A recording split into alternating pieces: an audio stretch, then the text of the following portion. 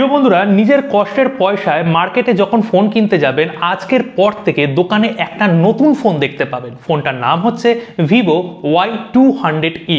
যাওয়ার সাথে সাথেই দোকানদার ওই ফোনটাই আপনাকে বার করে দেখাবে এবং দোকানদার বলবে এই ফোনটা চোখ বন্ধ করে কিনে নিন, চোখ বন্ধ করে ভরসা করতে পারেন। তার কারণ ফোনটা দেখতে পাচ্ছেন তো, অসাধারণ দেখতে এবং ফোনটার ক্যামেরাও কিন্তু অসাধারণ। তারপরে আপনি টুক করে সেলফি ক্যামেরাটা অন করে পিকচারটা দেখে নেবেন। দোকানে তো দারুণ লাইট ফাইট লাগানো থাকে, দুর্দান্ত আপনাকে দেখতে লাগছে।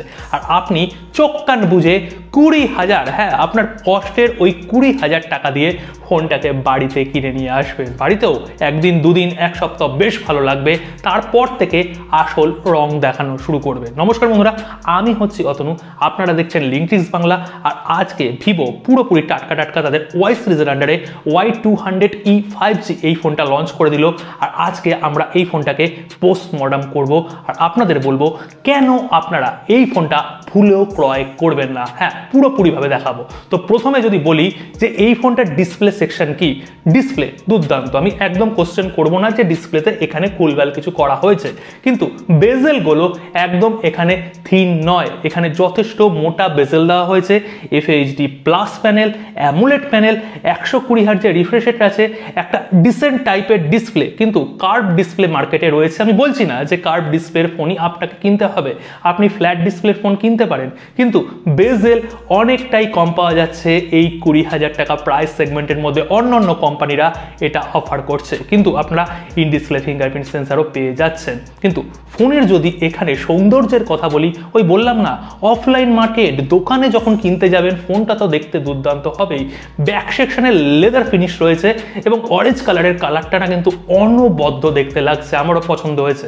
কিন্তু সাইডের ফ্রেমটা কিন্তু মেটালের নয়, ওটা পলিকার্বনেটেরই কিন্তু ম্যাটেরিয়াল তারা ইউজ করেছে। পরের দিকে 1 বছর 1.5 বছর পরে হয়তো গোল্ডেন কালারটা এখানে চটেও যেতে পারে। যাই হোক, আর বেশি কাটাছড়া করবো না, একবার লাভ দিয়ে চলে যাব ক্যামেরা সেকশনে। দেখুন ব্যাক সেকশনে 3টে ক্যামেরা, খুব সুন্দর কিন্তু ডিজাইন।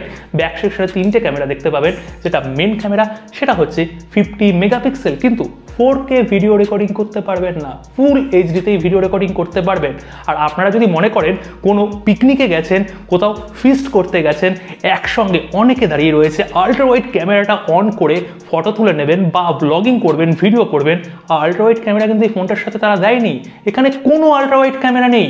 2 মেগাপিক্সেলের ম্যাক্রো ক্যামেরা রয়েছে আর 2 মেগাপিক্সেল আরেকটা আবার নতুন ধরনের ইনভেশন এখানে করেছে কোম্পানি।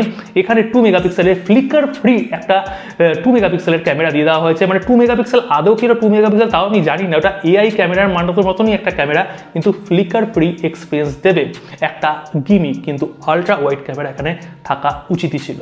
এখন নিশ্চয়ই আপনারা বলবেন দাদা আমি সেলফি তুলি, ভিভোর ফোন যখন কিনতে গেছি আমি সেলফি তুলবো। হ্যাঁ, 16 মেগাপিক্সেলের সেলফি ক্যামেরা, আর সেখানেও কোনো 4K নেই আর 4K চাইছিও না।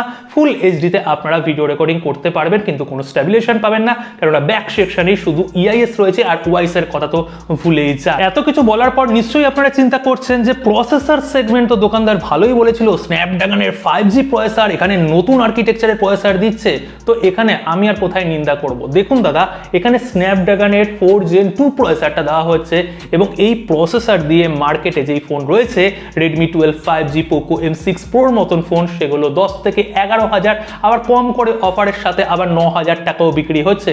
বাংলাদেশেও কিন্তু যথেষ্ট কম দামের মধ্যে আনঅফিশিয়ালি আপনারা পেয়ে যাবেন।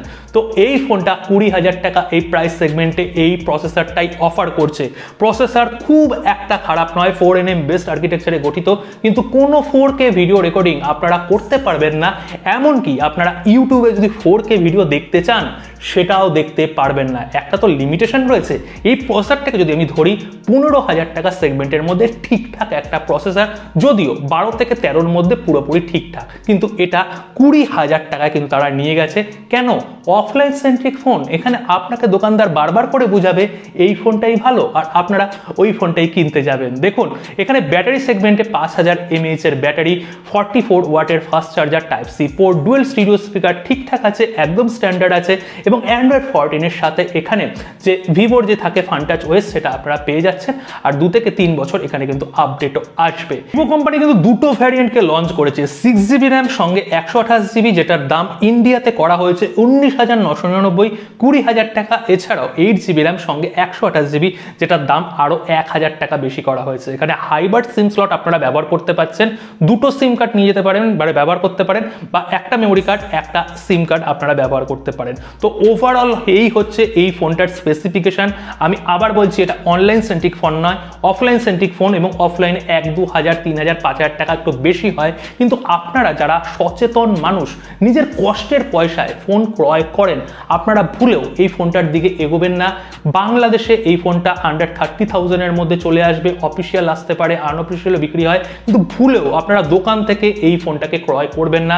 এবং ইন্ডিয়ার কথা তো আমি বলেই দিলাম, 20 থেকে 21,000 টাকা এই প্রাইসের মধ্যে আপনারা অনেক ভালো ভালো ফোন পেয়ে যাবেন। মোটরোলার Edge 40 নিও রয়েছে, এছাড়া পোকোর X6 রয়েছে, রেডমির আন্ডারে ফোন রয়েছে, স্যামসাং এর ফোনও কিন্তু কোথাও গিয়ে তাদের সফটওয়্যার এক্সপিরিয়েন্সের জন্য, ক্যামেরার অপটিমাইজেশনের জন্য কিছু ক্ষেত্রে এগিয়ে থাকবে, যদিও ওখানে ওয়াটার ড্রপ নচ ফচ ব্যবহার করা হয়। কিন্তু 20,000 টাকার একটা ভ্যালু আছে, 20,000 টাকায় অনেক চয়েস মার্কেটে রয়েছে। আমি কোনো কোম্পানির নিন্দা করতে বসিনি, কিন্তু আপনাদের আমি একদম ঠকতে দেবো না, যেটা সত্যি সেটা আপনাদের সামনে তুলে ধরলাম। এবার আপনারা বিবেচনা করুন যে কোন ফোনটা আপনারা কিনবেন বা কোন ফোনটা ছুঁড়ে ফেলে দেবেন। কালকে দেখা হচ্ছে নতুন ভিডিওর সাথে। সকলে ভালো থাকবেন, সুস্থ থাকবেন।